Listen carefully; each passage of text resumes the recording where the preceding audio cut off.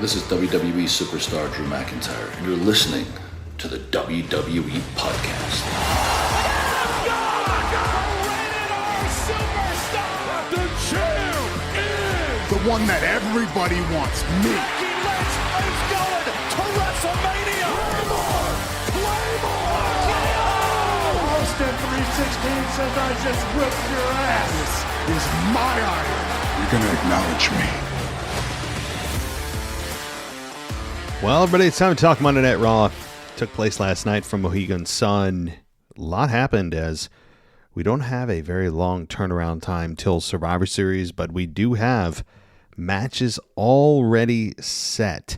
We have a War Games match, and we have a Women's World title match as well. We have an Intercontinental title match. Things have ramped up quickly, but given the short turnaround, it makes sense that there are so many matches that got set up last night because they need to build them now. And overall, I thought Raw did deliver. There were some questionable things certainly that happened on the show. Now, Drew McIntyre, if you're looking for the latest development in Drew's slow heel turn, he showed up to the arena with Jackie Redmond trying to interview him. He didn't say a word, got back in his car and left. So we are seeing the long-term storytelling of Drew turning to the dark side, which I think will eventually happen. He'll eventually join the Judgment Day or just go off on his own and say that he realized what he had to do, and eventually he will turn to the darkness. It's just a matter of time. He's being pushed slowly off the edge here. So let's go through Monday Night Raw piece by piece. And again, it aired from Wilkes-Barre, Pennsylvania, at Mohegan Sun Arena. Again, they were not proud of the town they were in, but they were proud of the arena because it's a casino. So they did that. Instead of giving respect to the town it's in, they talked about the arena, which is all you need to know if you're in Wilkes-Barre. Now, the Raw did open with Rollins coming out and saying his usual Monday Night Rollins. I don't know about you guys, but at this point, as a viewer at home, I have stopped watching Seth Rollins' entrance. I can't handle it anymore. I can't handle the crowd anymore. I understand it's fun when you're there, but most of us aren't there, and it's not fun to listen to anymore. It's running thin on my nerves. Maybe some of you feel the same way. If you happen to watch it live, you can't skip it, but those of us on Hulu or on delay are able to skip his entrance, and I do every single time now. I've done it for weeks and weeks. But that's just my personal feeling, of course. Now, Rollins then said he normally talks about himself, but he had two people to thank, and he thanked Drew McIntyre. He said they beat the hell out of each other, and that's the reason he's not 100%. But he said he's also better than he was before their match. Now, I've got two huge bones to pick with this promo, and we'll get to that in a minute. But after, Rollins praised McIntyre for being a man of his word when he said he wasn't aligned with the Judgment Day and wanted to thank the second person and invited him to come down to the ring.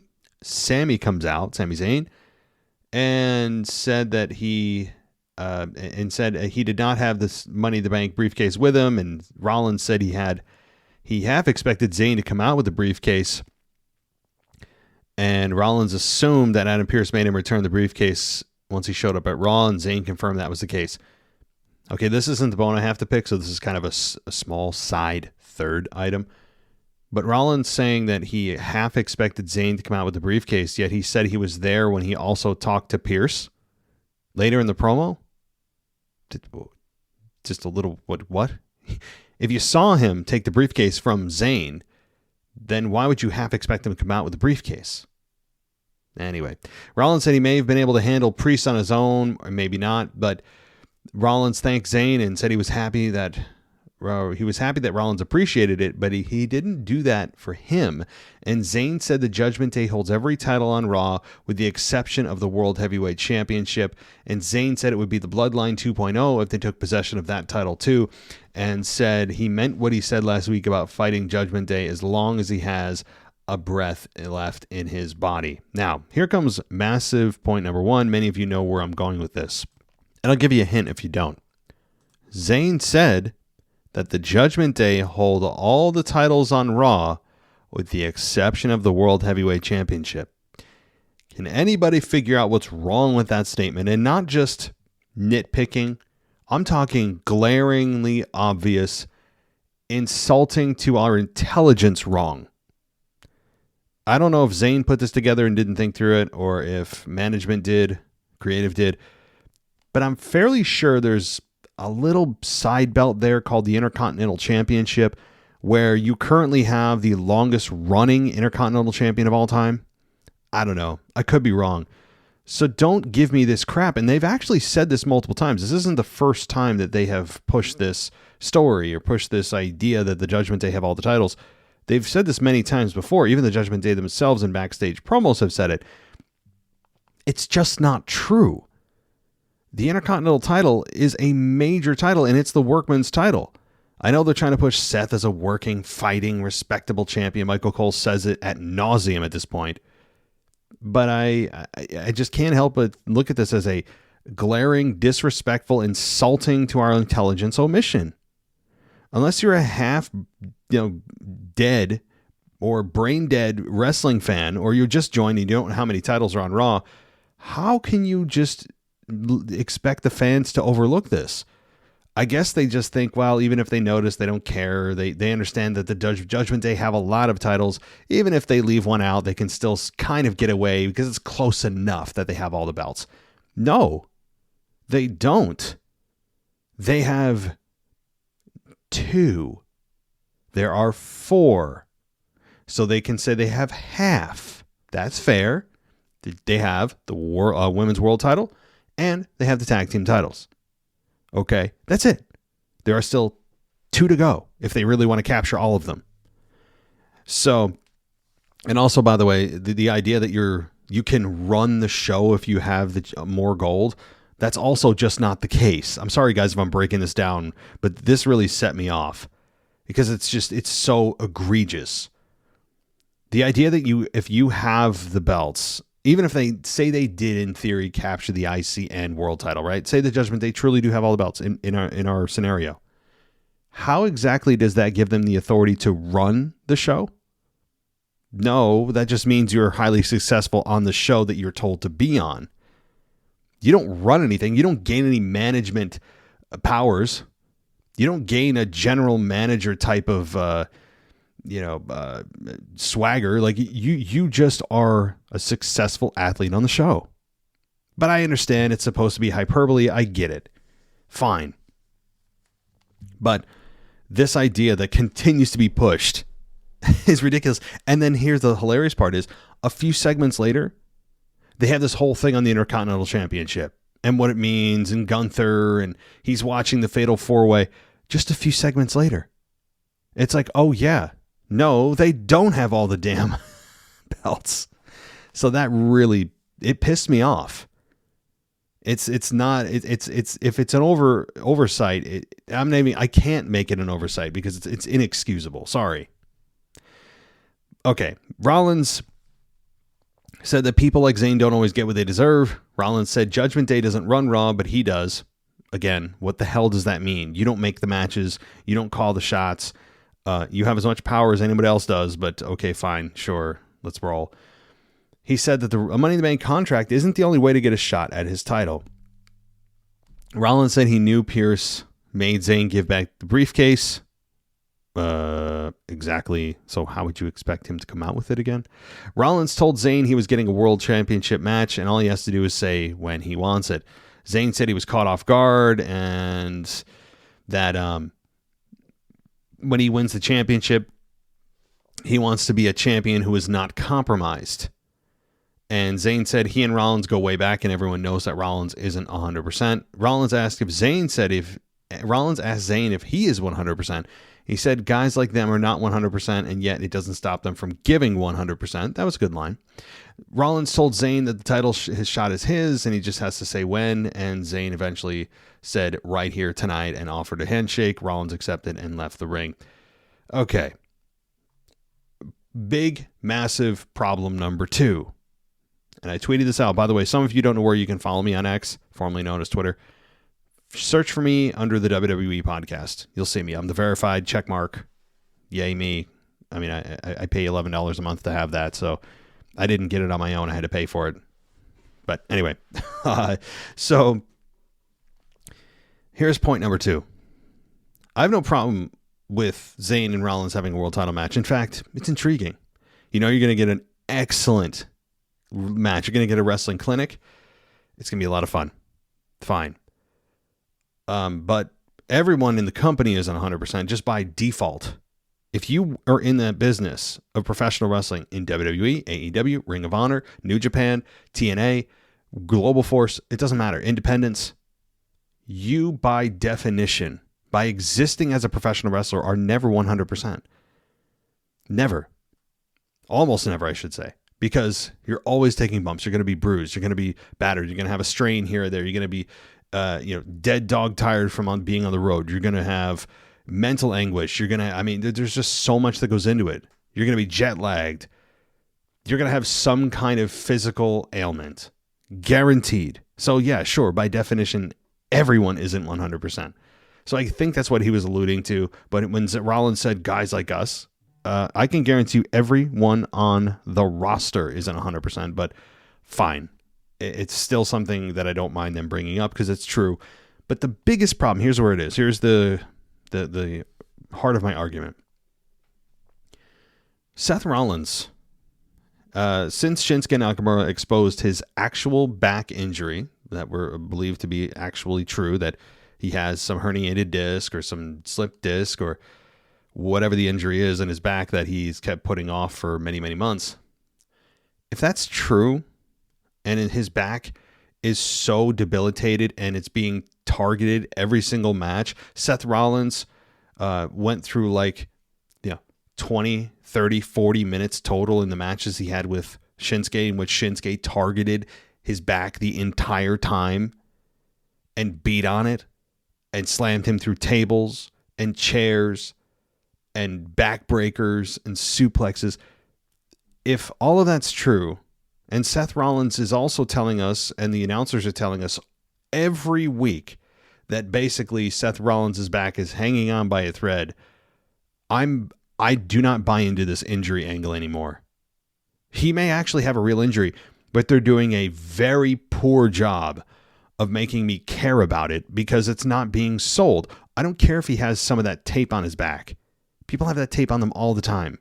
If this back injury is truly as bad as you're telling me it is, he shouldn't be able to barely walk, much less compete. He hasn't even visibly lost a step in the ring. He does things that put massive strain on his back if he truly does have a back injury that we're told is as bad as it is. And no matter what happens to him in a match with Shinsuke, who basically beat on his back for 20 minutes, and he walks out the next week and is dancing around, smiling, then how am I supposed to actually care or buy into this injury at all? They're doing such a bad job of managing it. Every time that's the story. Oh, Seth's back. He's running himself at a breakneck pace. Oh my God, how much longer can he keep this going? Apparently for infinity is the answer. The answer is there's no limit. Because no matter what you do to Seth Rollins' back, he's out there the next week just doing his thing, and yet we're being told that things are dire for Seth and everything's one wrong move. Let me tell you something. With all the targeting of his back, even a perfectly healthy, if truly somebody went in 100% into this program over the last, if anybody took Seth Rollins' place and their back truly was 100% over the last couple months, at this point they would have a back injury. And yet we're supposed to be told, and believe, oh my God, Seth Rollins' back could break at any moment. Nonsense. It's nonsense. It's I don't mind the story. It worked with Shinsuke. But when they stopped selling it or just telling us about it, but nothing was coming of it, well, if someone's back is truly hanging on by a thread, then a simple chair shot, a simple backbreaker should kind of finish the job, should it not? Does he have steel reinforced plates in his back? I don't know. I'll stop there. I know you guys are telling me to stop ranting about it, but I'm tired of this. I'm tired of it not being actually followed through. It's just told to us, but nothing's ever shown. I don't know. So anyway, I think I've made my point. All right. There was a funny segment backstage where J.D. McDonough interrupted the Judgment Day, and he was wearing a Priest t-shirt, and Priest called him a smart guy and asked him if he bought that shirt. That was pretty funny. But then we got our first match here. The Undisputed Tag Team Champions, Damian Priest and Finn Balor versus The New Day in a non-title match. And this match was fairly quick for a tag team match. 9 minutes where Damian and Finn beat The New Day. Totally cool with that. The way they did it was having Woods be put down with South of Heaven, and then Balor hit a coup de grace and got the victory on Woods. So New Day is in a kind of a weird position. Now, guys know I am no fan of The New Day. In fact, I think they are the embodiment of everything wrong with wrestling for the last 10, 20 years. But maybe this is a sign that things are changing for The New Day. They haven't been relevant in a long time. I know they take turns also being injured, and when they're injured, they're not at full strength, which means they can't maybe get into a storyline that they otherwise would have. But the New Day have been on the sidelines for a long time, which I'm fine with. I don't miss them at all. But it could indicate some kind of change. Maybe. Meaning a breakup. Maybe one of them turns heel. I'd like to see a heel Xavier. I think that would elevate him. And, but here's the problem. When Big E comes back, WWE can't help themselves but reunite the group. So, whenever Big E, which who knows when he's coming back. But okay, we then got Shinsuke Nakamura versus Akira Tozawa, and you guessed it, Akira Tozawa in his obligatory 2-minute match in which he's always looking up at the lights. Shinsuke beats him with a Kinshasa. So, what did you expect for this match? Akira Tozawa is the punching bag for both men and women. Both divisions get to use him as a proverbial punching bag. All right, but Tozawa did get a lot of offense, which was surprising and something you can hang your hat on, I guess. All right, then we get the Fatal 4-Way for the shot at the Intercontinental Championship, but according to WWE, this championship doesn't exist. However, this match was really good, and what I liked is they gave a nice promo to this. They showed each man. And they did a voiceover with Adam Pearce. They did a nice job here of making this feel important, giving a potential argument for every man to win this. I enjoyed it. I did. And I have to say, Ivar, as a solo act, feels much more comfortable and in his element than he does in a tag team. I don't even want Eric to return. If the Viking Raiders have to split to see Ivar in singles matches, it might be worth it.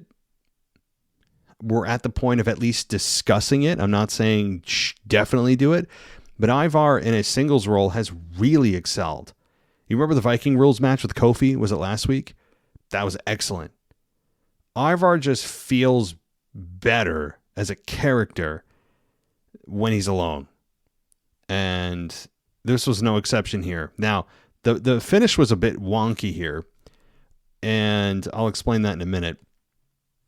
The winner here was The Miz, who won in almost 14 minutes. He earned an Intercontinental Championship match, as you kind of would expect, given the fact that the segment last week with Miz TV and Imperium went the way it did. You had a feeling they were laying the groundwork for something, and Miz just had to find a way to earn it, and that's exactly what he did. And to be fair, the crowd seems to be going along with this Miz face turn. I still feel very indifferent about it. I don't love it. I don't hate it. I just don't buy it. That's how I feel about it, because we've seen The Miz, for the majority of his career, be a heel. We've seen these babyface experiments, but they don't last long. And he's back to being a heel, being embarrassed on his show, taking the easy way out, getting laid out by a celebrity at WrestleMania. That's kind of what The Miz has been doing the last how many years. However, Miz here did win. And you know what? Again, credit to both Ricochet and Bronson Reed. There were some fun moments with Bronson Reed and Ivar in this match. Big man versus big man. Ivar hits a moonsault on Ricochet. My God, if I'm Ricochet, I'm sitting there saying my prayers. I mean, jeez. I don't even know if here's the thing. I know that big men try to differentiate themselves by not acting like big men and doing things that the more athletic, leaner men are doing. But I feel like they're taking away the one element that differentiates them, and that's not doing those things and flip-flop and fly. The other argument against that is, of course, well, big men don't do that, and therefore it does differentiate you. But it also puts you and your opponent at more risk. So there's really a couple schools of thought and pros and cons to weigh there. But I wanted to make that point, though. The Ivar does hit the moonsault pretty damn well for a dude his size. Now, the weird part was that Ricochet was hit with Ivar's moonsault. Miz avoided Reed's tsunami splash. Ivar covered Ricochet while Miz covered Reed. Ricochet kicked out, but the Miz got the 3 count on Reed. This was confusing because it looked like the finish was supposed to be Ricochet not kicking out. So they played up confusion about I don't know who won, but we did have Wade Barrett say, I have to be honest, I saw Ricochet kick out. So I'm glad he didn't pretend that he saw something else or he didn't see the kick out by Ricochet, because he just called what he saw, and that's exactly what he should have done. Because originally I'm thinking, I think Ricochet wasn't supposed to kick out there because Cole was acting confused. The referee, you could tell he was a bit hesitant for a moment.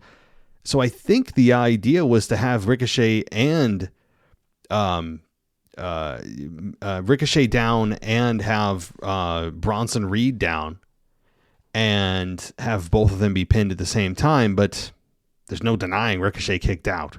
So Miz gets the victory. So I don't know if it was a flub by Ricochet or not, but it doesn't matter because the Miz is the right one at this point to face Gunther, even though the Miz is got exactly a 0% chance of beating Gunther, I think, still. So, all right. Moving down the line. We got Julius Creed and Brutus Creed, the Creed brothers, versus DIY Johnny Gargano and Tommaso Ciampa or Ciampa. See how many ways you can pronounce these names? I don't know what is actually correct, but somebody out there will correct me, I'm sure. So this match ended up going, let me get the timestamp here, 9 minutes and 40 seconds. And Julius Creed, the Creed brothers, did beat DIY, but here's the finish. Ciampa puts Brutus down with Willow's Bell, and then he hit the fairy tale ending on Julius. Ciampa went for the pin, but Julius kicked out. Gargano tagged in, and he went and set Ciampa up for their meet in the middle finish, but Brutus broke it up and ran Ciampa into ringside the barricade, and then Ludwig Kaiser ran out and hit Gargano with a kick on the apron that the referee didn't see. The Creed brothers executed Brutus' ball finish on Gargano, and then Brutus pinned Gargano for the victory. So this match, I mean, again, I had a feeling that they would revisit this program because all 4 men are wrestling machines. And so you had an idea that this was going to continue, and I still expect it to continue, but now you add Ludwig Kaiser and probably Giovanni Vinci into this at some point, and now you have a multi-team feud going on. So, I don't know. I didn't mind it. All right. We then got Becky Lynch being interviewed by Jackie Redmond, and Lynch spoke about winning the Battle Royal and how her challenging Rhea Ripley would be the most anticipated match at Survivor Series.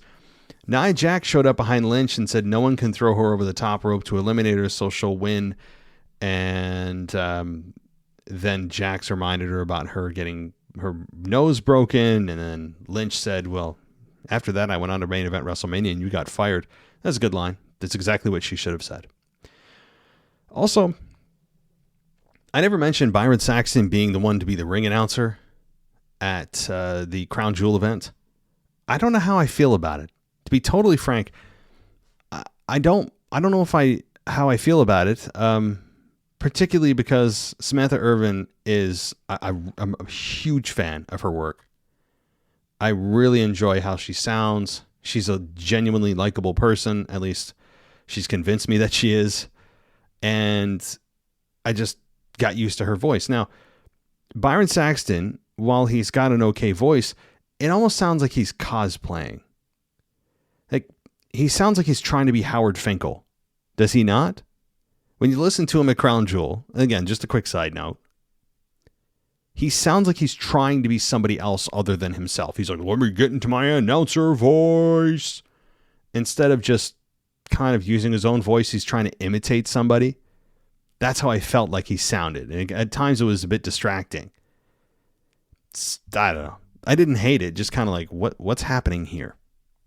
I'd imagine it's because Samantha maybe didn't want to go to Saudi Arabia, given their treatment, their history of treatment of women, or something else. I don't know. Maybe I really don't know the reason why. I'm sure there's an article out there of the reason, but I would have preferred her over Byron. Just my preference. Okay. We then got the Battle Royal for a shot at the Women's World Championship. Now, this was an interesting match. I feel like I haven't seen a Battle Royal in a hot minute, so I didn't mind the method of this matchup. And I honestly don't know what to think about Nikki Cross. It's almost, though, kind of sad that the most relevant she has been in several months is by just staring into nothing. I mean, I don't know how else to put it. She went from crazy Nikki Cross to the lovable, annoying best friend of Alexa Bliss to, if I'm probably missing a step here, but then she went to the hero gimmick, which was just puke awful. And then she went back to crazy Nikki, and now she's just into this trance Nikki. I have a feeling, just a sneaking suspicion, they don't even know where they're going with this. They're just like, hey, do this. We'll figure out what the purpose of this is, what the payoff of this is. And I really don't believe they'll ever tell us. It'll be like, when Hornswoggle was the GM of Raw, we didn't know who the anonymous GM was, and they never tied that up until some random like retro episode of Raw. It's gonna be like that. I could be wrong. I would be more encouraged about what this is about if Bray Wyatt was still around. I think some of us are kind of making that connection. Obviously, that's not something that can happen anymore, but it was my idea is, oh man, it's too bad Bray's not here. This makes a lot of sense. Alexa Bliss was going through the same trance, gimmick, not to this extent, but during her matches when she saw the Firefly symbol and she was being pulled back in, that unfortunately never got tied up. And Alexa Bliss is, having a baby, so she's out for quite some time. But I don't know what this is with Alexa Bliss, or rather Nikki Cross. I don't know. I couldn't tell you, but she didn't do anything. She stood and stared. She got eliminated and still is staring out into nothing. Fine. But there was a lot of Nia Jax dominating here, as expected, as every big man and big woman now in Royal Rumble Battle Royals do, until eventually Nia Jax was eliminated by 3 women. But we got those stare-offs with Rodriguez and Jax, and Maxine put Niven in an armbar, and Maxine had an okay showing here, but really the breakout star of this actual match, I think, was Ivy Nile. She made a little bit of noise in this matchup. Maxine Dupree, she's just getting her feet wet. Ivy Nile, I think, did a nice job here. Now, the end of this match was Zoe Stark winning in 16 minutes. The ending was as follows. We had Nile, Baszler, Stark, and Rodriguez. And Baszler and Stark fought on the apron and the finish. And Baszler put Stark in a Karafuda clutch. And then realized she would hit the mat first if Stark fell from the apron. Stark hit Baszler with 3 kicks and then DDT'd Baszler on the apron, causing her to fall to the floor. At one point, Stark hit Baszler with 2 kicks to the face, Baszler barely sold it and just looked up at her and goes, "That's all you got?" When are we going to actually start selling kicks to your face? Has it just become the equivalent of a slap?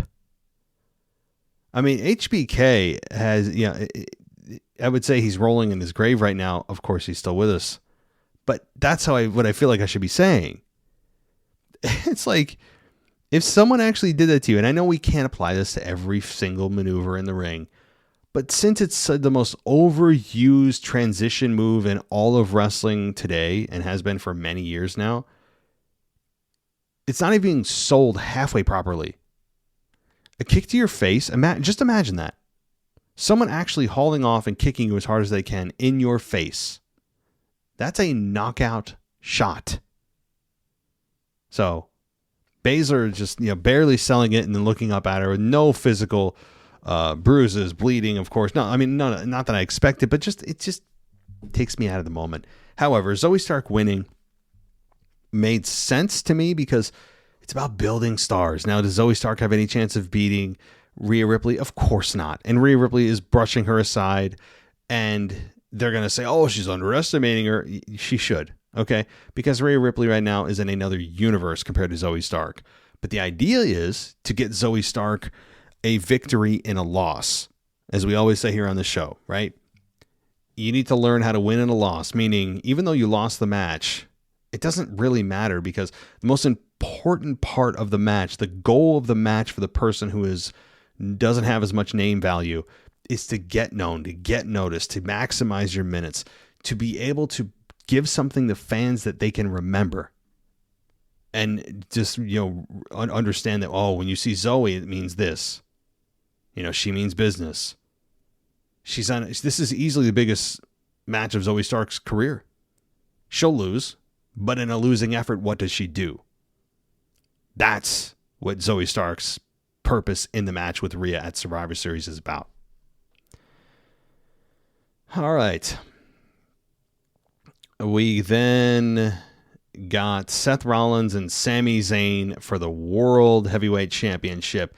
This match was 20 minutes, which is, to put it in today's terms, basically equivalent to a Iron Man match, which I'm not complaining about because both are so damn good.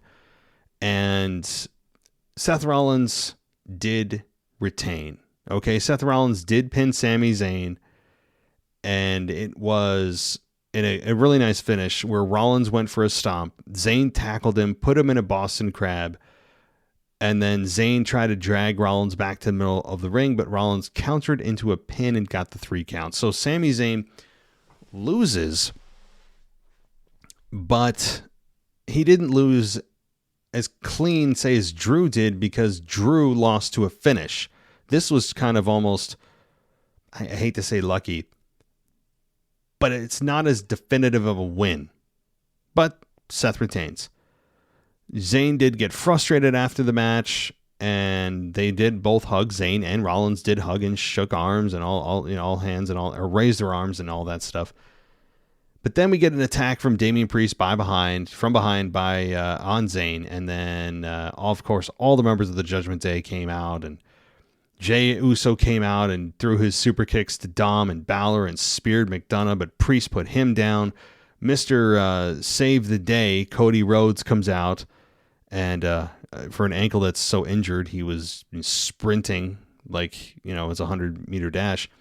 And Cody Rhodes ran out and fought with Priest, and then Adam Pearce ran out, and he cut a very produced promo saying, "Enough!" And boy, this is where it feels very Vince McMahon. I'm sorry, it does. It could have been. I'm not saying Vince is in charge or has any influence directly on creative, but perhaps those in charge of creative are still listening to Vince, so indirectly he's still involved here and there. And if Vince could have any influence, it's on the big stuff, the main events. So that's another thing to think about. I'm not saying that, but it feels like Vince in this segment, where Pierce comes out and says, if you four want to play games, and you four want to play games, that we're going to play games in Chicago at Survivor Series at War Games. First of all, I don't like what's going on in the ring being called a game. And I also don't like this very produced just setup where, oh, I'm going to talk about you guys playing games and, ooh, conveniently, guess what the next event is? War Games. You know, like, I don't have any problem with the match itself. Okay, you have all the Judgment Day on one side. And you have Finn Balor. And you have Cody Rhodes and Jey Uso and Sami Zayn. All on one side, right? You wonder if there's going to be a fifth member added to each. We'll see. But right now it's 4-on-4. It is Chicago. Perhaps Judgment Day adds someone, and then maybe CM Punk is the fifth member on the other side. We'll see. I mean, I don't know. You still have Drew McIntyre floating out there. I think Drew McIntyre is going to have a big say in what happens in that match at Survivor Series. Maybe he pretends to oppose the Judgment Day and ends up turning on his team. We'll see. So I don't have any problem with this match itself, even though the match rules make no sense. Now, why do the match rules make no sense? Because we're told that one team has an advantage and the other team won't. Because two men will always be in the ring at some point while the other team only has one. They'll always be down one during the match. Well, yeah, except here's the problem. People can't be eliminated from the match until everyone's in the ring. So if by the time everyone gets in the ring, no one's eliminated because they can't, because the rules say they can't be, then there's really no advantage for anybody because the match doesn't start until everyone's in the ring. And then at that point, it's fair and square. It's even. The numbers are even by the time the match actually starts. If they actually had the eliminations start when the men start fighting, then that makes more sense. When they actually start competing, otherwise, I mean, why even bother? It doesn't give anyone an advantage. Because by the time everyone gets back, somebody may say, well, the other team's going to be more beat down because they're always at a disadvantage until the bell rings. You and I both know that by the time the bell rings, and presumably it's 5-on-5 or 4-on-4, you have all of the men in the ring. They're all going to be squaring off, and everything that happened 15 minutes before that is not going to make a damn bit of difference because the match really doesn't start till then, at which point then you can start paying attention to eliminations. Do you know what I mean? Like, you know everyone's going to face off when the bell rings. So that big moment of, oh, okay, now the match is really starting. So actually, you're telling everybody that what happens before the bell rings actually doesn't make a damn bit of difference. It's going to make zero difference. And they're telling us there's an advantage. Hey. So we have to deal with that. But the competitors in the ring, they're going to kill each other in a good way. They're absolute professionals. This is going to be a very high-flying, high-risk War Games match. And it's going to be fun. It just is. So I have, no issue here with this. I have no issue with Seth Rollins, by the way, retaining. He got a clean finish. And I like that. Every championship match doesn't need to have the Judgment Day interfering or some wonky ass finish that jeopardizes the champion who retained. I'm fine with that. But we got a lot of setup for War Games. There's no doubt about that, as War Games is a few weeks away already. And then after that, I hope you enjoy it because we don't have another event until the end of January. So 2 months, 8 weeks of television with no PLE. So strap yourselves in for that one, folks, because that's a long, dry run through Thanksgiving and Christmas and the New Year. And you have to wait till all the way until the end of January, at which point we can start talking about probably John Cena's return into the Rumble or at the Rumble. You're probably talking about at that point Randy Orton in a major match. Maybe The Rock, although that seems to be fading quickly. Maybe an Austin appearance. You're talking about Cody Rhodes, though, probably taking out Roman because The Rock looks unlikely. That kind of thing. At that point, that's what we're going to be discussing. So Well, that'll do it for me for the Monday Night Raw review, everybody. Thank you so much for joining me. I've got an ad-free experience. If you want all these ads you've heard throughout the show gone, head on over to patreon.com/WWE podcast. Right now, we're running still a 1-week free trial for all levels of membership over on Patreon or on Apple Podcasts. You can check us out there. There's a 7-day free trial on Apple Podcasts, too, for ad-free. Or WWEpodcast.com. You can sign up for VIP and get everything ad-free on the website if you want to check us out there. And that'll do it for me tonight, guys. I'll be back tomorrow with the mailbag. I've already got a ton of emails. So this could be one of those shows where I'm selecting the patrons, which is also another benefit. All the patrons get priority in the show. Non-patrons, I'll try to get to you by the weekend review. That's usually my goal. I will say, if I don't get everybody in tomorrow, and it looks like I probably won't, I will push everyone that doesn't get in the mailbag to Sunday. That's always been my promise, because I want everyone to still get in, have a voice, be able to get their opinions known. You guys take the time to call us and email us. I want to make sure your voice is heard. So, all right. Thank you so much, everybody, for joining me. That'll do it for me tonight. Thanks so much, and I'll talk to you next time. Thanks for listening to the WWE Podcast. Don't forget to subscribe on your favorite podcast app so you don't miss a show, or head to WWEpodcast.com. And for all of these shows ad-free, head over to patreon.com/WWE Podcast. Until then, we'll see you next time.